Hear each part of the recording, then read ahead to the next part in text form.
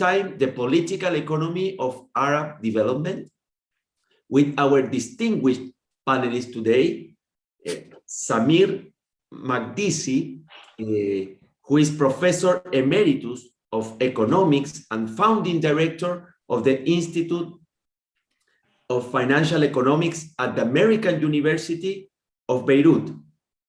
He's a former Minister of Economy and Trade, Republic of Lebanon in 1992, Deputy President of AUB from 1992 to 1998, and Chair of the Board of Trustees, Economic Research Forum, and has served as advisor to national governments and to various regional and international economic and financial organizations. He has been recipient of several honors, including the ABU Medal in 1998. He's widely published in academic journals and books in the areas of financial policies, civil conflicts, and democratic transitions, among others, with special reference to the Arab world. He's the author of The Lesson of Lebanon, The Economics of War and Development in 2004, and co-editor with Ibrahim Ederbein of Democratic in the Arab World, explaining the deficit, Routledge 2008, and democratic transitions in the Arab world. So I wanted to thank Professor Samir Magdisi for joining us and to share your vision of Arab development, and especially Professor Raimundo Soto from the Institute of Economics of the Catholic University for leading this activity. Professor Soto, indeed, will be moderating this conversation.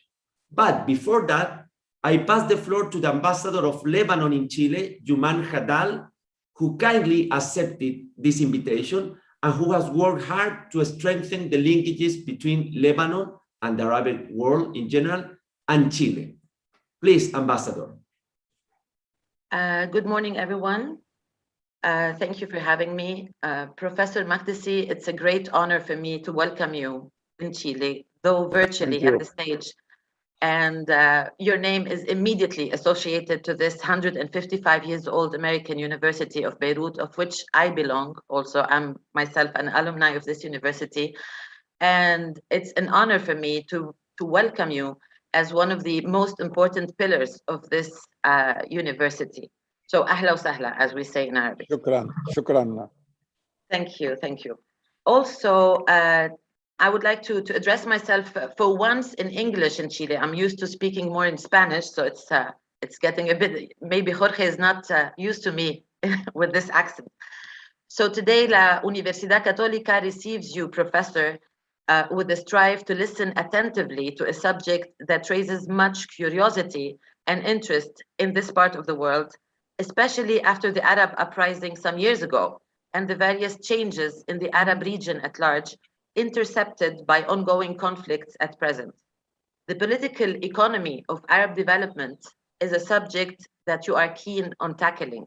You have published many articles and studies around the matter, and the dynamic of your theme, I guess, go on hand in hand with the ongoing turmoil and chaos increasing in recent years in some Arab countries, while others have already embarked on fast political and economic plans and challenging visions for the year 2030. And all this with the ghost of what we call, and I quote, the new Middle East scheme that is still floating in the air and causing hazy vision in the near future of this region. And so your perspective, Professor Magdisi, will be of great benefit, I'm sure, for the Chilean audience on the eve of the Chilean presidential elections on December 19th, which everyone is betting on its results to elude this time the Chilean version of the hazy vision after 30 years of a remarkable transition to democracy in this wonderful country that I hope one day you will visit in person. Thank you, Professor Raimundo Soto, for this opportunity. Thank you, Professor Pedro Giacobelli, for giving me the floor and making me part of this beautiful team of yours. And I leave my greatest thanks for my compatriota, Lebanese friend, Professor Jorge Saad.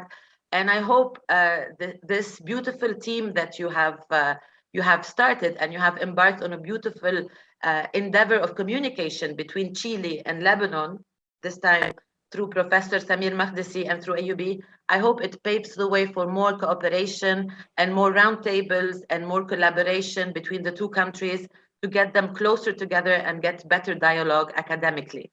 Thank you very much for giving me the floor, and I'm all ears to listen to your intervention, Professor Samir Makdisi, and for the comments of both professors, or the three of them, Professor Jacobelli, Soto, and Jorge Saad. Thank you very much. Thank you, Ambassador. Thank you. So thank you so much, Ambassador Yuman Hadal. It's a great pleasure to invite you to this opening session. And so I'm gonna pass the floor to Professor Raimundo Soto to start this conversation with Professor Makdisi. Thank you very much. I hope you can hear me, and I hope my intervention is not long. I'm going to take around 10 minutes to provide some background for Samir's presentation.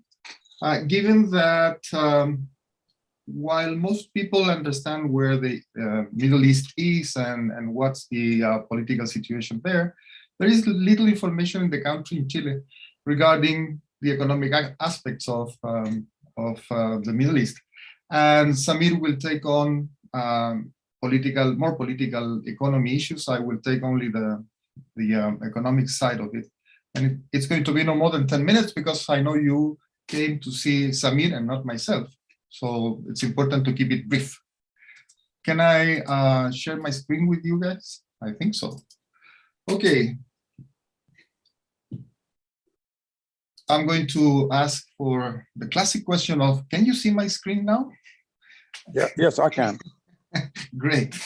So we're going to look at the Middle East, what I would call the hectic west corner of Asia. This is a seminar organized by the Center of International Studies and the Center of Asian Studies, in which I belong. Therefore, I needed to have this Asia title in my presentation, and I think a hectic west corner of Asia is appropriate.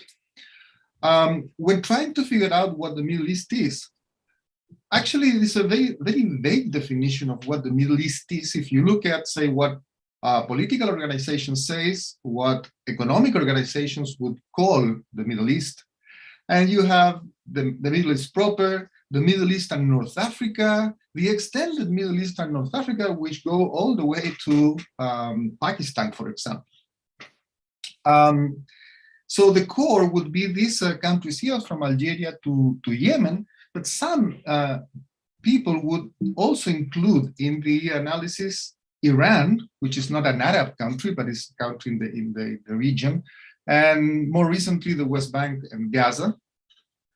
Some would include Afghanistan and Pakistan in the pocket, and some would go down south in Africa to Djibouti or Sudan or Somalia. But one thing that seems to be a standard everywhere is that Turkey is kind of in the middle of Europe and the Middle East, and Israel and Malta do not belong usually to the analysis, even though they are geographically within the confines of the Middle East. I'm going to use the more standard definition of the Middle East in what follows. Then I'm going to exclude Afghanistan, Turkey, Djibouti, and the rest of the countries. I will give you certain stylized facts just as a background information for whatever Samir is going to talk about. This is the total population in the blue, of the Middle East, rising from around 100 million people to almost 500 million people. At the same time, the world in red or orange, depending on your monitor. The world has moved from 3 billion to almost 8 billion. So it's a much faster growth in population in the Middle East than in the world. And this will generate economic and political consequences that are of importance. Because this substantial growth in population has been coupled with rising urbanization, which is to say a lot of the new people and most people are now living in cities. Around 80% of the Middle East population lives in cities, as opposed to 1960, where it only was around 50%. And most of all development has generated what is called the Youth Bulge, which is to say that a lot of the population in the Middle East is very young, either children in primary and secondary school, or very young Middle Easterns, which are below 24 years of age. And around half of the population actually is either young, very, very young, or old, and depend on the labor effort of the other half of the population. So this bulge has created a lot of young people in the economy, in society, looking for a place. Okay. Now, all these people would like to work, but then when we look at who participates in the labor market, what we found is that there is very low female participation. So the economy is not providing space for women to work. So we look at female participation in labor markets in the developed economies, the gray line above, around 70% of all women between 15 and 64 years of age work. In LAC, Latin American and the Caribbean, that number would be around 60%. But surprisingly, in the Middle East, it would be below 35%. So you have a significant young population, females and males, but the females don't participate in the labor market, or participate much less. The males participate around 70%, but the females only 35%. And when they participate in the labor market, what you see is that unemployment in the Middle East, the red and blue lines in the center of the screen, the Middle East and the blue line, or the blue column in this case, is the full unemployment rate, which is twice as high as in the rest of the countries in Asia, and even in some Latin American countries, which unemployment rates are around 5 or 6%, as in Chile used to be. Now, if you look at the unemployment of the young people, it is over 20%, which is to say there is a lot of young people. You have a bulge of young people, most of them trying to get a work. They don't get any position in the labor market. And on top of that, females don't participate that much. So unemployment is high, youth unemployment is extremely high. And that creates, to some extent, a cauldron for political instability. Okay. Now, if you look at women, unemployment for women, not only they don't participate much, they have twice as high the unemployment rate of young males. So you get a very uneven situation, which can explain why discontent and the inability of the government to deal with the discontent led to the Arab uprisings of the early 2010. Okay. Now, for those who work, unfortunately, the Middle East has seen a decline for the last 15 years or more in labor productivity, which is to say that even for those who are working, productivity is lower now, the green line here, which declines around 20% in the last 20 years. So labor productivity is lower, which is to say that wages are lower, which is to say that income for the family is going down, and that reinforces a sense that the economic model is not providing for them the way it used to, and generating some discontent. Okay. Now, I have just bunched up MENA, but there's a lot of heterogeneity in the Middle East and North African countries.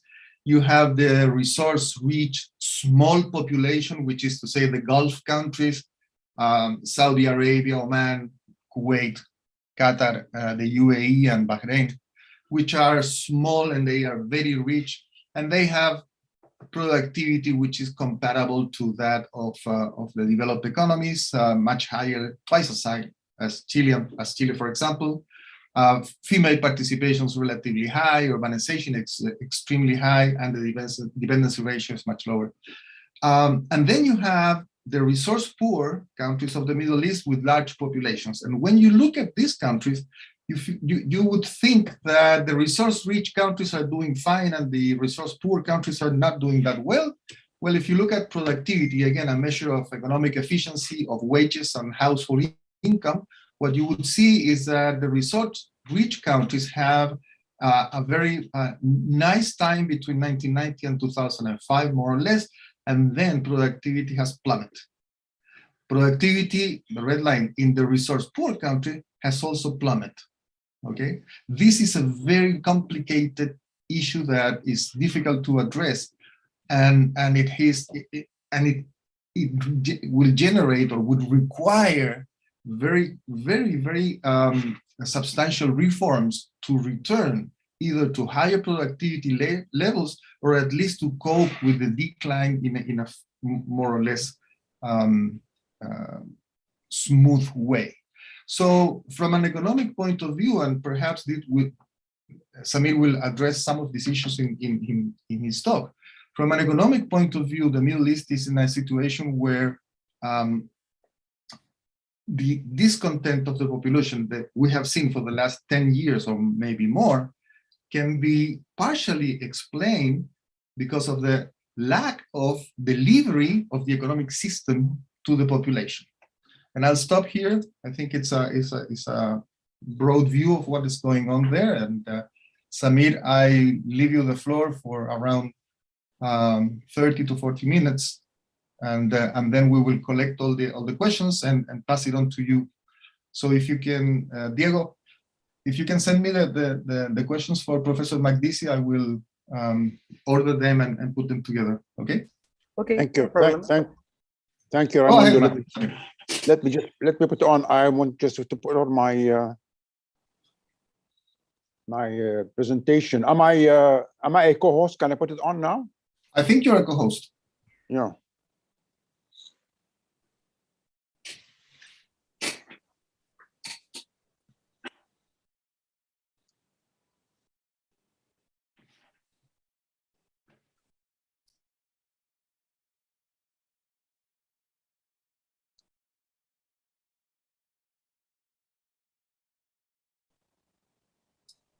Can you enlarge it, Samir? I'm putting the. Okay, see me? Yeah. Yep. Excellent. Okay, fine.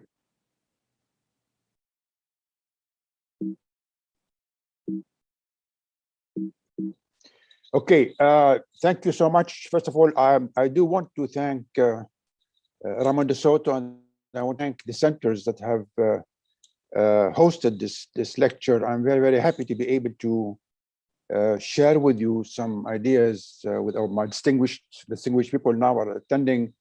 Also thank you, Madam Ambassador, for joining us this morning. I hope that what I would say will be of some benefit to those of you who are listening. I think Raimondo's lecture opening remarks are extremely well pointed, and they form a very good sort of background to what I want to say about the specific issues of political economy in the Arab world. In other words, Raimondo, what I got from you now, really, the picture is dismal. In other words, the economic Arab world, given all the problems it's facing, is really needs to be addressed. Why is it not addressed? In fact, why has there been some kind of deterioration in the last 10 years or 20 years or so? Now, I hope that. Why is it, okay, I hope that in what I'm going to be saying, this might provide an answer as to why the Arab world is not catching up with the rest of the world, why it is still bottom of the pile. Now, at a glance, I will simply say, let me just go back to talk about what is development, what are the core values of development, what are here. I mean, it's already known. We already know that, you know, the modern definition of development It's not economic, it's not the per capita income or rate of growth and so on. But after Sen, of course, we have now come to talk about self-esteem. We have come the ability to talk about ability to choose. We are talking about freedom. The concept of freedom is now part and parcel of the concept of development. And hence, it's an expanded concept. And when we about whether a country is or is not developed, all these values have to be met. And I don't know how many countries of the world do meet these values. So let's see. We'll see later on as far as the Arab world is concerned. Now, I'm having a problem with the.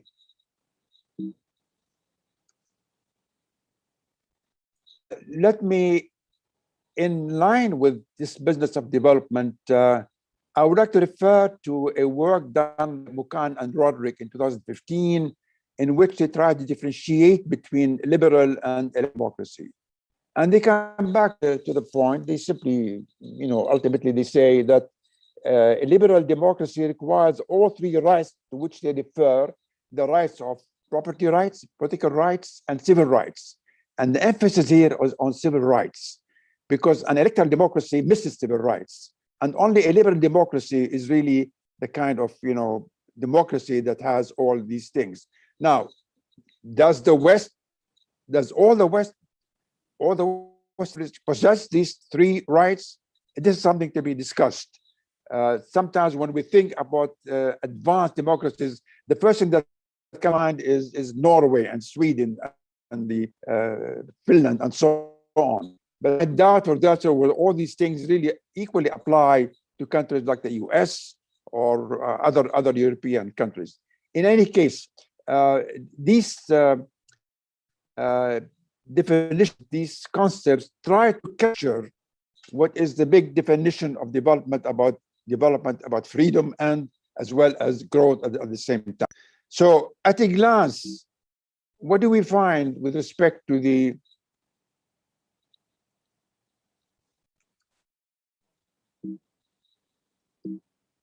why is this not moving? What do we find with respect to the Arab region? When you look at the Arab region, Raimondo already spoke about some of its economic features.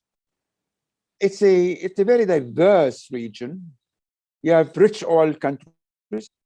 You have poor countries on the not rich at all. You have the second thing. You have pillars of conflicts. Since 1948, the Arab region has been cursed.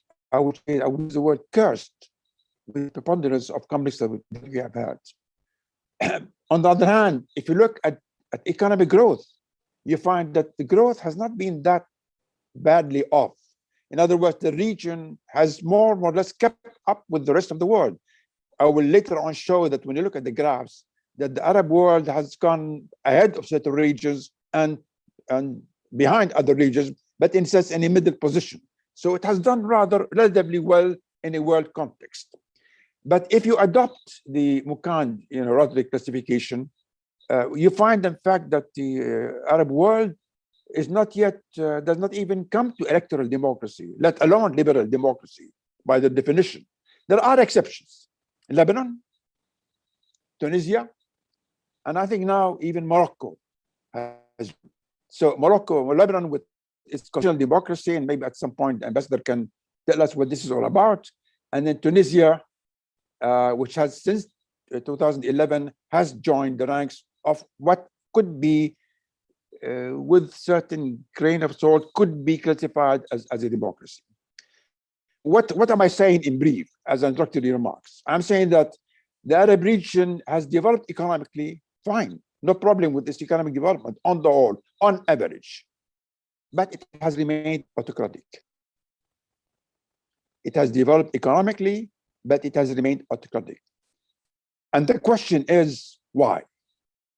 Why is it that this lack of positive relationship, which is in contrast with what the modernization hypothesis says, that there is sort of a positive relationship between development on the one hand and the advancement towards democracy on the other.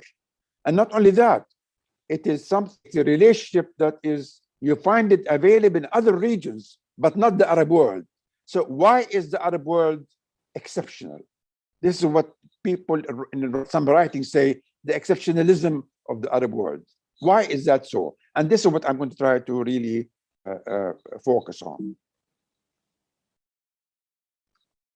So let us first, having spoken about what democracy means and how to, the question is, how do you measure it?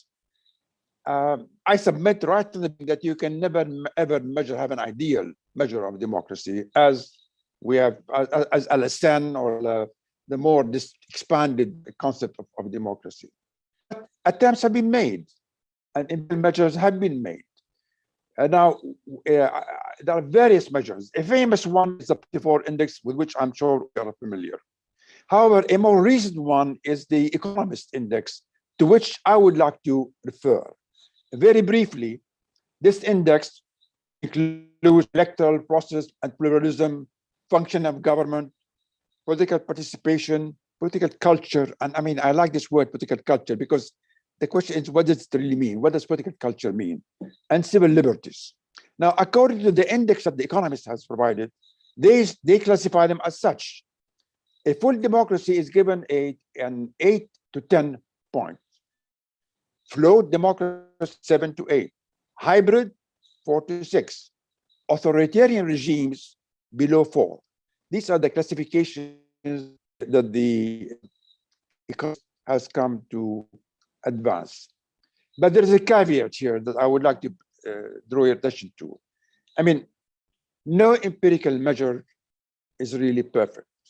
There are flaws that and there are hitch-ups that do not necessarily make it possible to fully succeed in reflecting the democratic status of any given country. So we are taking these measures, but please mind that they have flaws and they are not perfect, and they are being used simply for purposes of comparison between countries. There are methodological flaws as well as coding rules, and that we will not go into here, but simply like to draw your attention that let's not take them as something sacred, because there are simply attempts at measuring development and democracy, but they are flaws and we can use them only for comparative purposes. So what have been the democracy scores as far as the Arab world is concerned? Let's look at the tables that I have. If you look at this table, which compares regions, North America, Western Europe, Eastern Europe, Latin America, Asia, and Sub-Saharan Africa, and the Middle East. If you look all the way from 206, when the index was formed, up to 220, in fact, what do you find? Who is at the bottom of the list? The only region that does not qualify except as autocracy is Middle East and North Africa. Even Sub-Saharan Africa is above the Middle East and North Africa. I'm talking now averages, the region as a whole. So the first striking thing is that the Arab world, since independence after the Second World War up till now, is still considered a region which is generally, let me say, generally autocratic. There are countries that are not autocratic, but generally speaking, it's autocratic, and other countries have gone ahead of it. Now, I note that Latin America is actually, the region is classified as flawed democracy, but when you come to Chile, in fact, Chile is better than the average Latin American case. We will come to that as well. All right, let's look again at this table, which gives you by country, the index for the Arab countries by countries. You can see right there, I have 3 countries in red: Tunisia, Lebanon, and Morocco, that go above the autocracy scale. All the other countries are in fact still classified as autocratic because they have a score of less than 4. And here, Madam Ambassador, I would like to tell you, I think I submit the calculation for Lebanon is not quite correct, but we'll go with that. We'll go with that. That's all right. But Tunisia, notice that Tunisia is 6.5, Lebanon is 4.1, Morocco is 5. For Lebanon, there has been some decline in the 10 years or so, but there are reasons that one can explain that. So even when you take the region is itself autocratic, but there are countries that go beyond the autocracy level. But these are exceptions.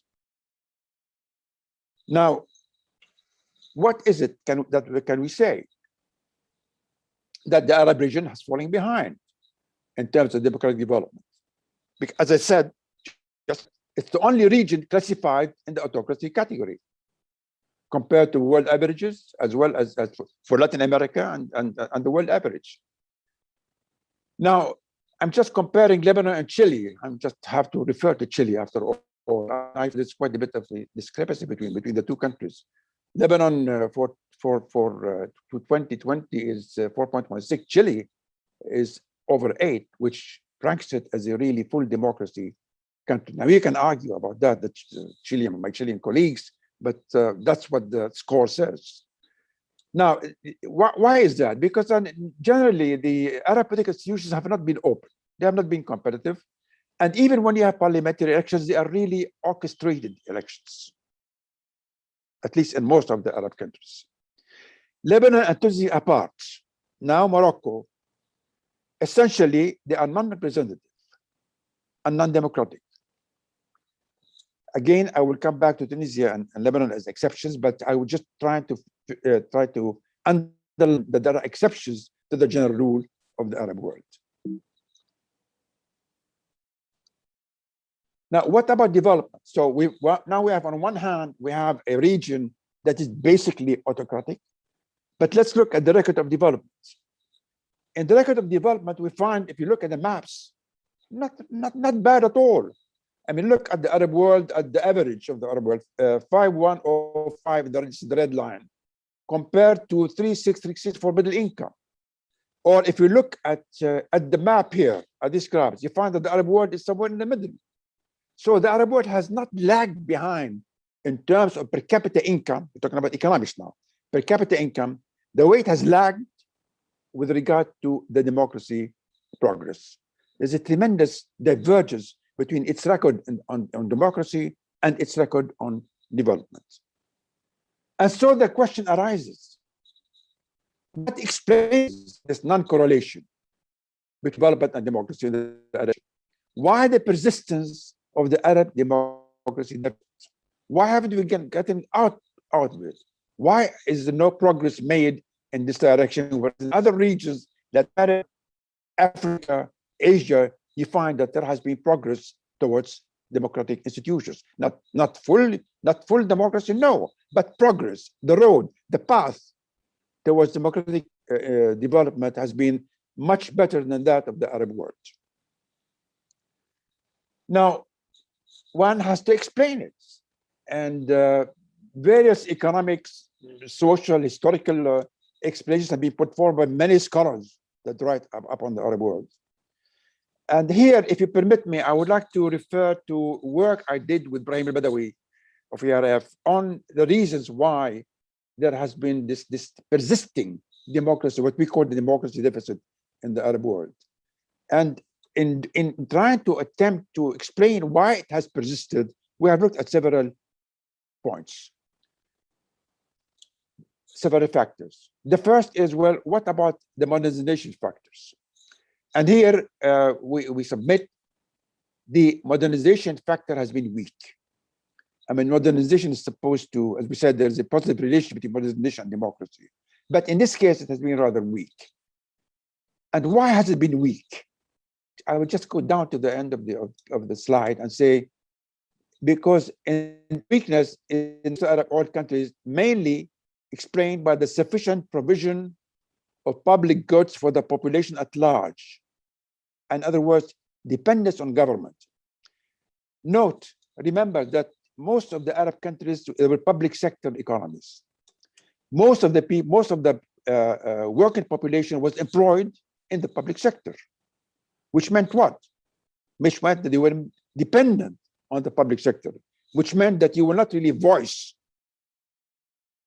your displeasure with not having freedom and democratic principles. So this is why modernization theory does not explain why we have had a persistent deficit here. On the contrary, the persistence of the deficit is contrary to the modernization hypothesis. Now, second factor. This is the third factor now. Post-colonial rule. What has happened is that when the Arab countries became independent, immediately, almost immediately, autocracies took over. There was authoritarian regimes immediately after independence. Does this account for why democracy deficit has persisted? We don't think it is a very significant factor. It's true that it became autocratic, but this does not explain its persistence up to 2021. I mean, after all, this is not a unique Arab phenomenon. In other countries after independence, autocracies took over, but ultimately these countries managed to transit into a democratic status. So this is not an explanatory factor. What about ethnic fractionalization in the Arab countries? I mean, we have social fractionalization. Again, we did not find this to be a very important thing. Mind you, the work we did is that, yes, in general, beyond a certain threshold, high fractionalization could have corrosive effects on democracy. Now, I'm thinking, I was looking at Chile, I was wondering whether this at all applies to the Chilean experience or not, whether there is ethnic fractionalization in Chile or not, or it's at all an important reason why in the past it did not until after the 90s became really democratic. In the case of the Arab ethnic countries, ethnic fractionalization does not seem to have influenced to any such a degree this the reason why it has not. I mean, after all, when you think of it,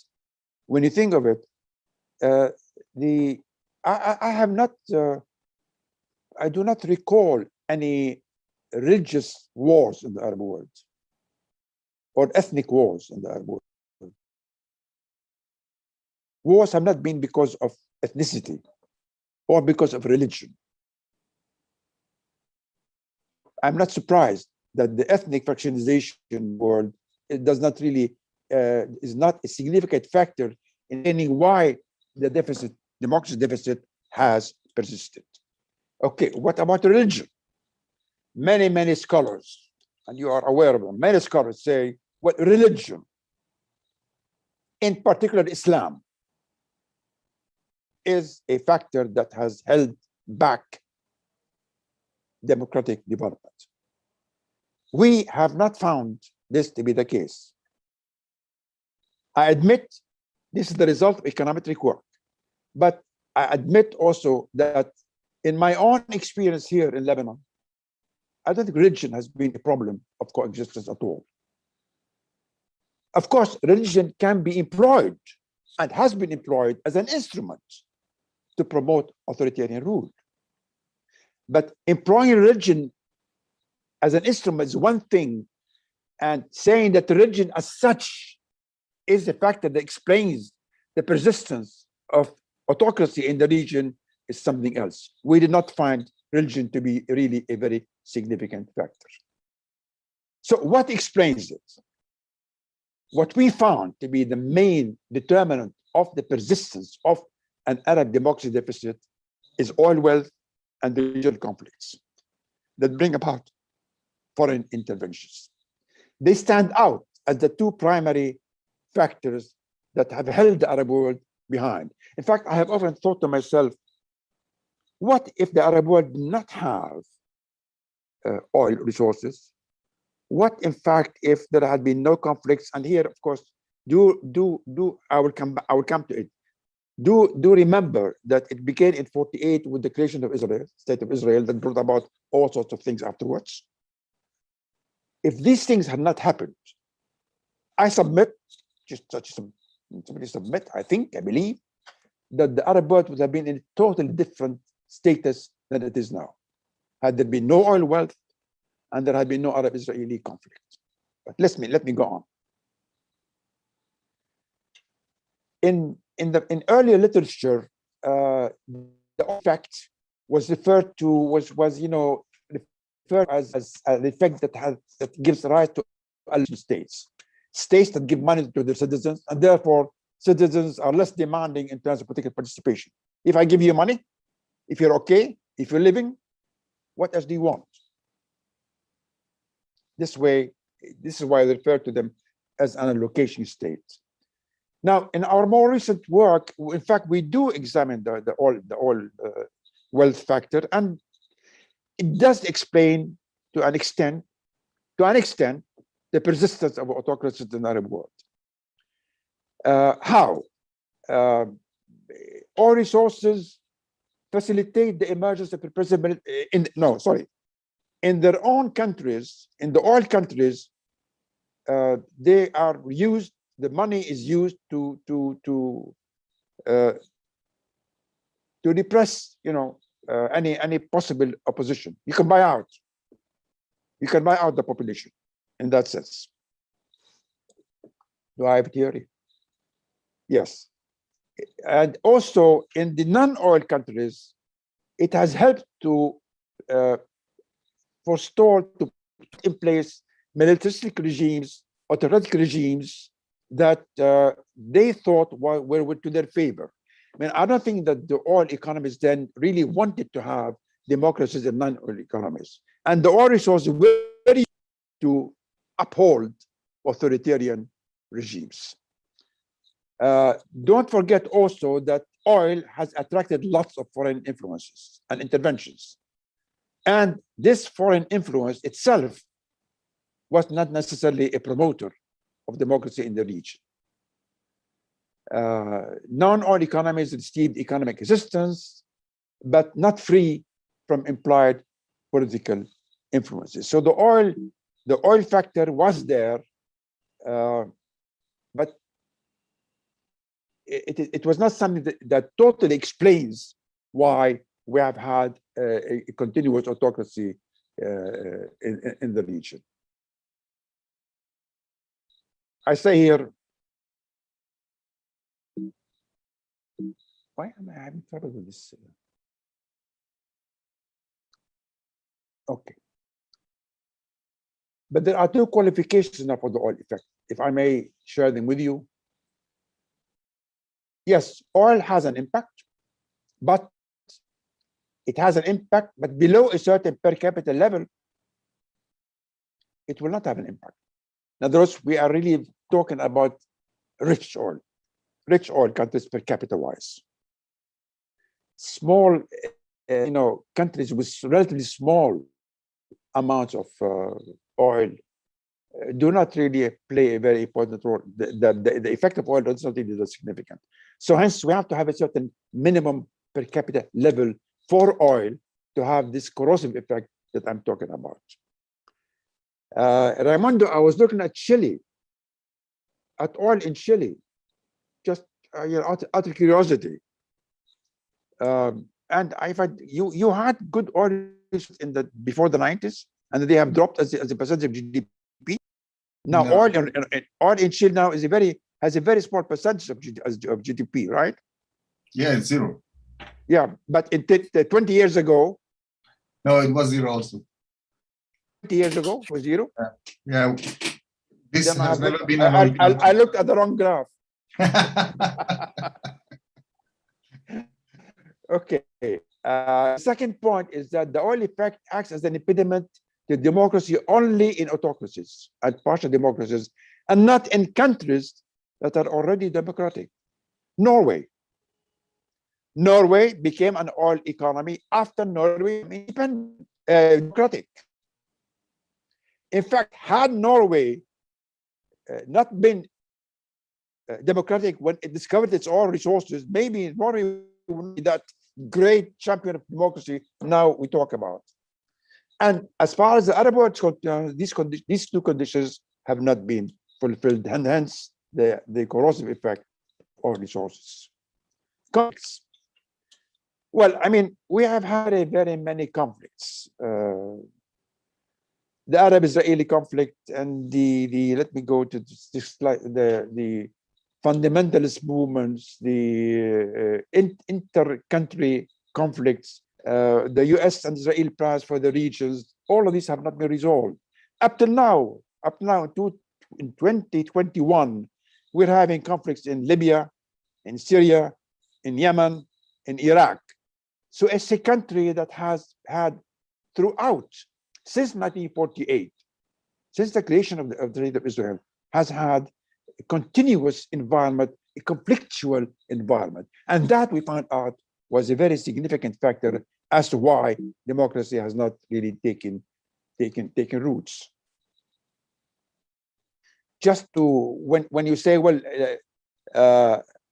when we demonstrated as young students for democracy and freedom, they would tell us, don't bother us. We have a fight on our hands. We have the Arab-Israeli conflict on our hands. You're talking about democracy when we have wars we have to worry about, when we have Salafists to worry about. You come and talk to me about democracy. You know, this is the kind of where conflicts become an excuse for not going ahead with the democratic situation. Okay, what about the future now? We had the popular uprisings of 2010 to 11, of which you are all aware. And of the 5 countries that really had the uprising to 11, only one country managed to move into a democratic mode. Talking about Tunisia. Egypt went back to, in fact, is a more severe autocratic order than what prevailed prior to 10. The other 3 countries involved in the revolutions, Syria, Yemen, Libya, are now mired in tremendous civil wars. So the uprisings have not yet produced what they were supposed to produce in the first place. They did not really shake the autocratic foundations of the Arab countries. Now, there must have been resistance. It is not unique. The Arab world has resisted change. There has been I would say a wide authoritarian counter-revolution in response to the uprisings. The military have been used to put down any popular uprisings that were potentially there. Potentially vulnerable authoritarian regimes in the region responded by deploying massive degree of violence that has so far either stifled incipient or nascent uprisings or transformed essentially peaceful mass movements in armed conflicts or outright civil war, as in the case of Libya, Yemen, and Syria. Remember that in 2010, 2011, peace demonstrations and elsewhere, they started as demonstrations. They were turned into a conflictual situation. Why were they turned into a conflictual situation? This was to serve the interest of staying in power. Now, of course, there have been consequences, economic consequences, reduced growth, rising unemployment, increased poverty, and many people have left their countries. In Syria alone, as the ambassador tell you, we have about, in Lebanon alone, we have close to maybe now 1.5 million Syrian refugees in Lebanon. We have this big problem to try to resolve how these refugees will go back to Syria, if and when. Now, what are the fundamental obstacles to democratization?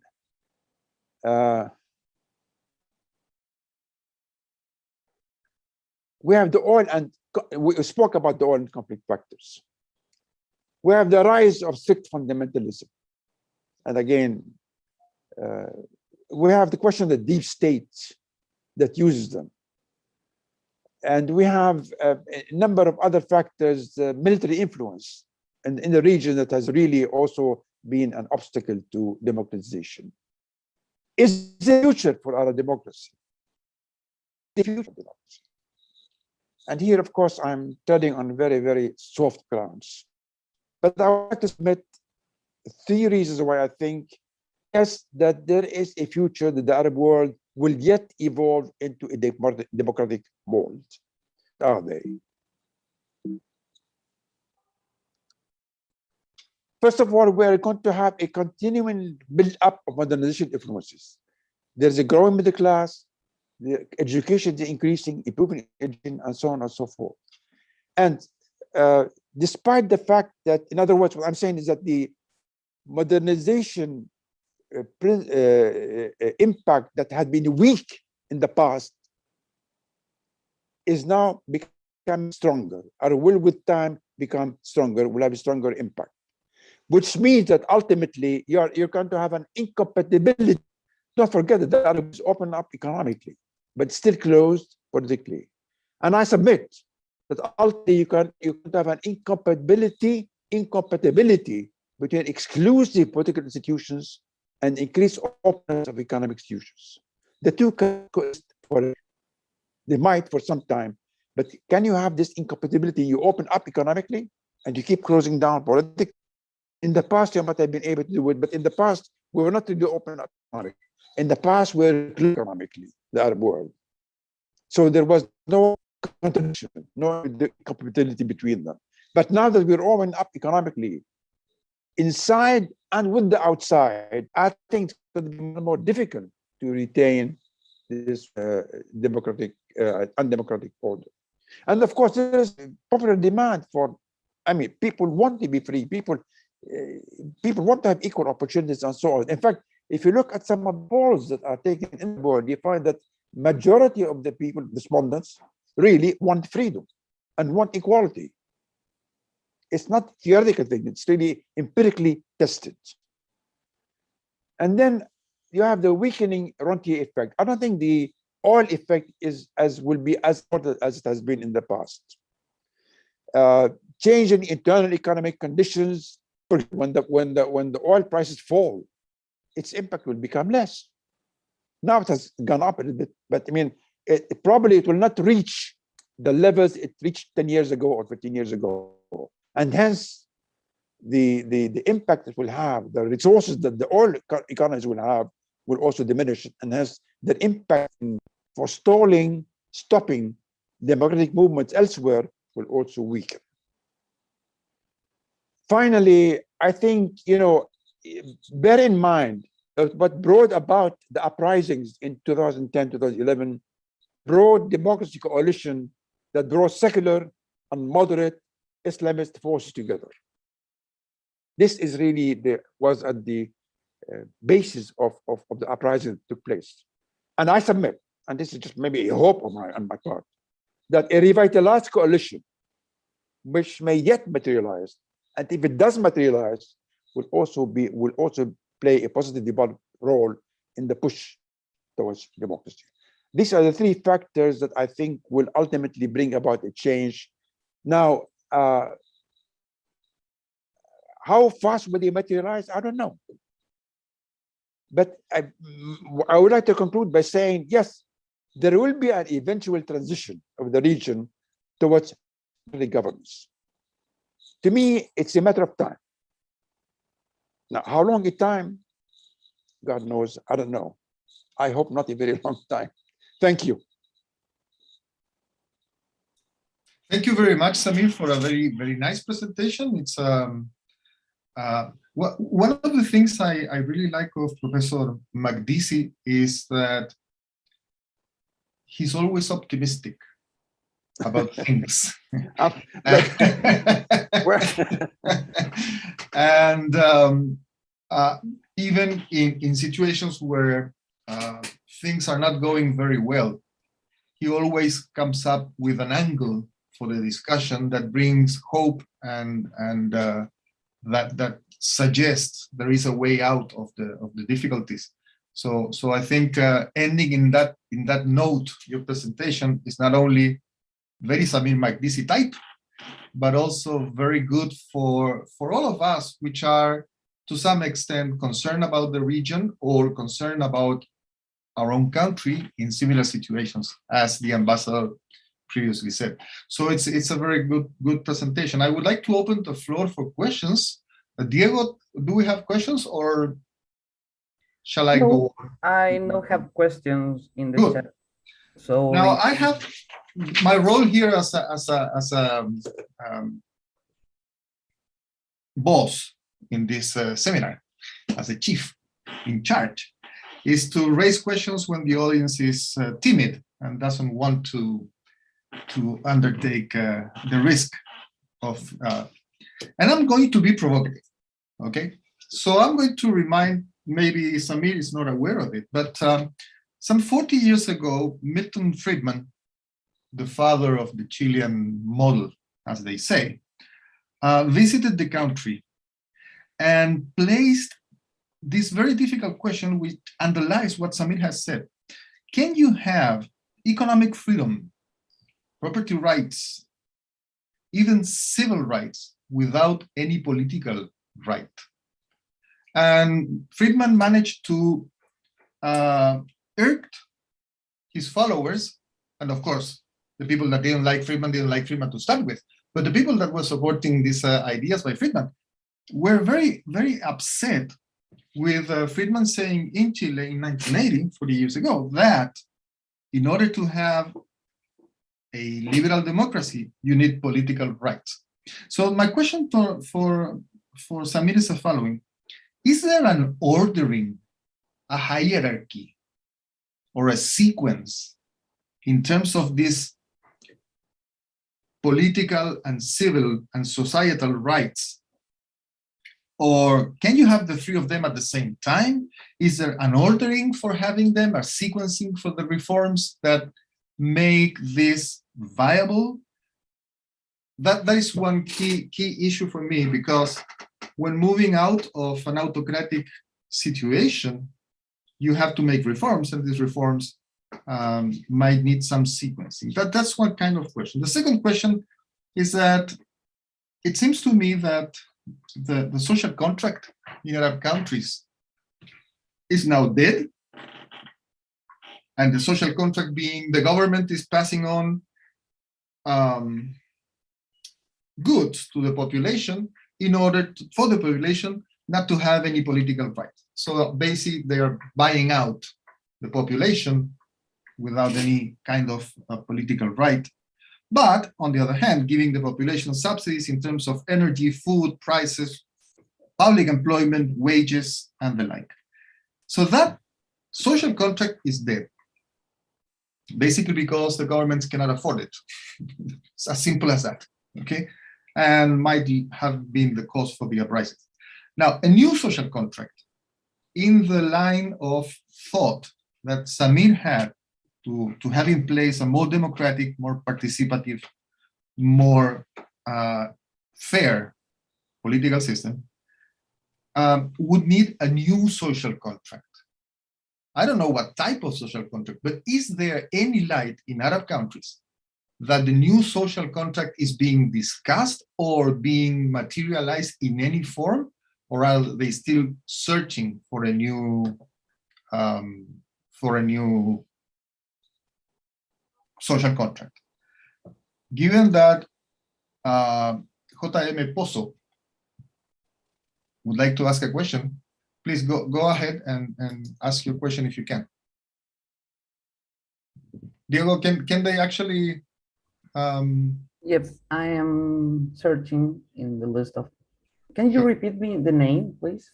J.M. Pozo is in the chat. Yep. I cannot open the chat here.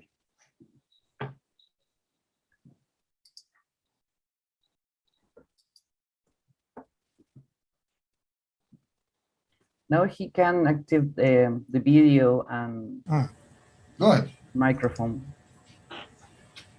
I listen, please. Yeah. Okay. Very good, Crawford.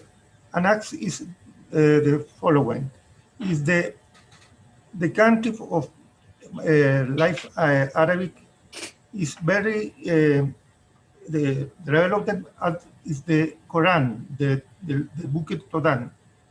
I know what is your thing about the impact of Quran in the today in the people the world Persic and the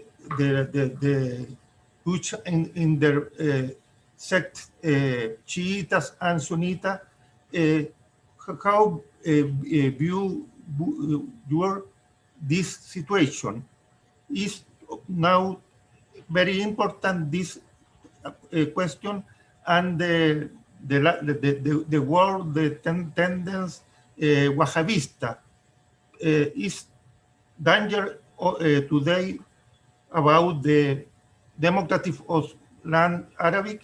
This is my question, please. Thank you very much, Mr. Pozo. Shall I answer, Raimundo? Sure, go ahead. This is Yeah, a very I mean, formal kind of thing. Yes, indeed. I think the Wahhabis pose a very significant, destructive element against democratization of the region. And I think unless they are controlled and put out of the equation, I think we are going to have problems in democratizing the Arab world. Yes, I agree with you that the Wahhabis are a problem, and I think this is shared by many of the governments here, not necessarily because they are democratic, but because they don't want to lose their jobs. They don't want the Wahhabis to take over. I mean, Raimundo and I don't want them because we want democracy, but they don't want them maybe because for other reasons. But the Wahhabis, you are right. The Wahhabis are a danger, and they are an obstacle to any democratic reform. Now, this takes me more into the question of religion. And you're talking about the Quran. I was quite clear what you said about the Quran. But the Quran, I mean, it is not adherence to the Quran that is the problem. It's not religion. It's not you are religious or not religious. The problem is if you employ religion as a tool in order to not to democratize. I mean, after all, you can look at the West when Christian now has hardly any influence on the political process. And I think that ultimately develop in the Arab world, the hold of religion, Islam or not Islam, will also become less and less. As long as religion is not being used as a political, as a system of government, then we will be okay. And I believe that, I personally, I think that the majority of people here, Muslims and non-Muslims, believe that religion ought to be out of the state, ought not to be involved in running the affairs of the state. Let religion be alone. Now, I know that you may say that in the case of Islam, this is not a, this may pose difficulties, separate state and religion. But I mean, after all, this what development is all about. I mean, that we reached a point where at one point the papacy thought that, that you cannot actually differentiate between the two, but ultimately we did. And I think ultimately as people become more educated and more liberated, and as women become more and more educated and liberated, Armando, women more and more educated and liberated, I think this will come about. So I am not too pessimistic on this ground. I don't think Islam will, in any case, if you talk to many Muslim scholars, they tell you there's absolutely no contradiction between Islam and democracy. Okay, good. Thank you. I have a question of Joseph Neme. So please, Joseph, reactivate your microphone. Yes, thank you. Dear Professor, nice to meet you. Thank you. I have questions for you. The first one is, can you further share your view on the role of education,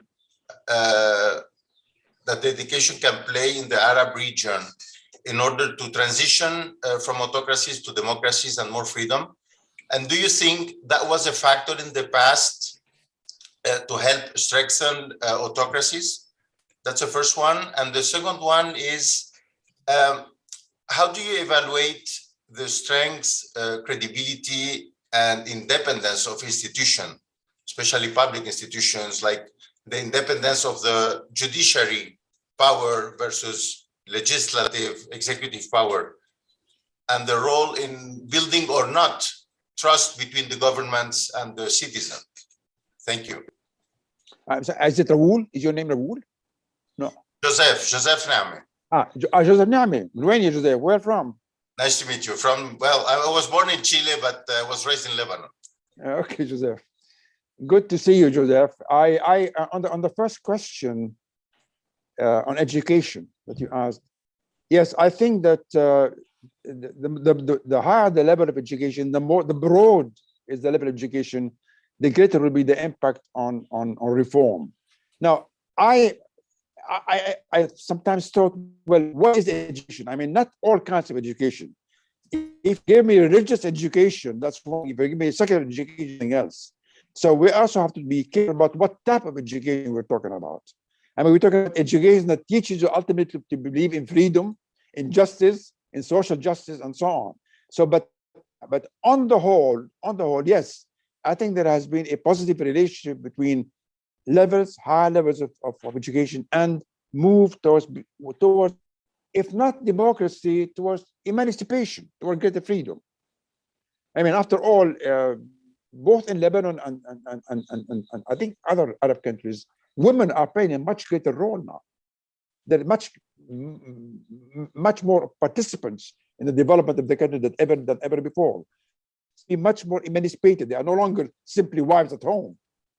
Working women, working persons, working population. So yes, I think education is very important.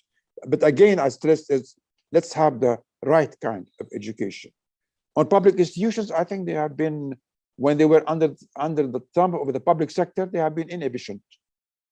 They have been inefficient institutions because they have been under the influence of politicians and what the politicians want. So no, we have not had a good public institutions performance. Maybe some countries have had better than others. I'm told, for example, that in Jordan, public institutions in Jordan probably are better institutions than they are, say, in Iraq or Jordan or somewhere, and so on. Samir? So yes, yeah.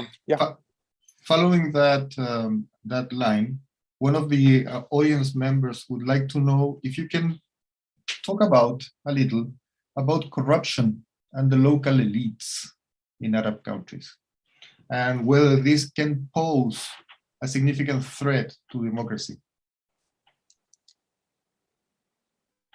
Yes. The answer is yes. Because corruption means that you are buying people who otherwise, who are supposed to be running your affairs. I mean, I will not talk about Lebanon. I leave this to the ambassador if she's still with us. She is. Are you with us, Master? Is she? Or she's Yes, left? she is. Be very careful. Okay, but I mean, but in general, corruption, yes, corruption is malicious. It leads to lack of discipline. It leads to non-caring about values. I mean, after all, if we don't believe in values, what's the point? What's education all about? If you're educated in the best institution, you go and you are bought by somebody who has money, and you are corrupted. The institutions cannot work efficiently if you have people in place responsible for running of these institutions. I think corruption is a very, very, very dangerous thing that we face. Okay, thank you very much. Is there any other question or comment? You have the opportunity to talk with Samir Magdisi. Please go ahead. Christian, do you want to say something, or should I go with your chat? Okay, I'll go with the chat to make it faster. I have Christian the permission. Okay, good. Go ahead, man. Go ahead. So if can they activate your microphone, or I hear you. To ask the question directly to Professor, or I hear you. Or you prefer to read Christian? your question? Christian Schott, do you want to make the question yourself, or you want me to read it? Good morning, sir. Go ahead. Thank you for the invitation. You're welcome. So I'm Mary Romasia Magazine, and I make a short question. What happened for the diaspora, for the Arab countries, and especially for the Lebanon citizen in Chile? What happened for the investment in Chile, and what happened for the investment in the countries, the Arabian countries? That's also. Thank you for the invitation. Okay, thank you very much. The diaspora topic is a very important one Yes. in the Middle East in general, and we are blessed to have here maybe one of the largest Lebanese communities outside of Lebanon. So the question is, from my point of view, is important. So Samir, what do you think about the diaspora of Arabs in the world? Well, I think it's a gain for you and a loss for us. But in a sense, it's also to the extent that it cements relationship between the countries that are exporting the diaspora and those that are importing diaspora. I think this will have a positive value. I mean, the world becomes smaller. We become to know each other much better. And there is a very brain drain into that, right? Yes, of course there is a brain drain. But of course, there are also inflows of capital from the diaspora into the home country. Now, this is on purely economic grounds, Raimundo. But I think one important aspect of diaspora is that it brings countries more in contact with one another, and they come to know one another better. Now, there are a number of economic consequences of the diaspora, in and out. But the question is, why is there a diaspora? Why do people leave? And this is something that has to be examined in depth. Okay, thank you very much, Samir. Any other question? Ambassador? You're mute, sorry. Mute. Okay, now you allow me. Yeah, I was trying to unmute. Just to comfort you, Professor Makdisi, I've been here all through the lecture, and I'd like to comment on what you just said concerning corruption, fighting corruption, mainly in Lebanon. In my case, I can't talk about the other Arab countries. Just a small point that this fight has been more visible in 2019, just a day before it started in Chile, the La Revuelta Social, the social demonstration. We had a lapse of 1 day between the two countries, and basically the main slogan or the main push of this movement was fighting corruption. And throughout those 2 years and even now, the government itself and all political parties and faction, and still people, also the popular movement, are praising this very important slogan, fighting corruption. So this is on the one hand. And I would like just to comment on, I think it was Mr. Christian Scott, when he's talking about the importance of the diaspora of Arab origin people throughout the world, basically in Latin America. Here in Chile, we are, I think, one of the smallest communities of immigrants, Lebanese immigrants. Yet we are, I think we have great examples of people who worked in the public service, who worked in the academic field, and we had like the president of Central Bank. He was Lebanese origin. He is still Lebanese origin, actually. And he was the Minister of Health, Mr. Carlos Masad. We have lots of people, even Mr. Joseph Name, who had just this intervention. He is now a counselor at the Ministry of Finance. I'm sorry for this. I mixed up with another Lebanese at the Ministry of Labor. So yes, we bet on the communities abroad. We bet on the immigration abroad all over, to not only to do investment, but also to make some sort of also political investment, not only economic investment. That's my intervention. Thank you very much. Thank you, Ambassador. I think we lost our Professor Makdisi, that he's disconnected somehow. So Jorge, I returned an electricity problem if you try to reach him again. Yeah. I'll pass on the floor to Jorge. I think we're running a little out of time also. Yes. I'll call Samir in the meantime. Okay.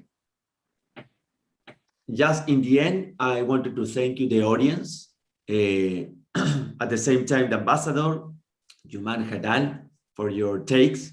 during the conversation, and especially Professor Raimundo Soto for leading the conversation and interacting with Professor Samir, who is just disconnected. And thank you very much. The idea is to engage in this kind of conversation and debates with different parts of the world. And in this time, for us, was very important to learn more about the challenges from the Arab world, especially the political economy in this case. Thank you very much and have a good week. See you soon. Thank you. Thank you. Thank you.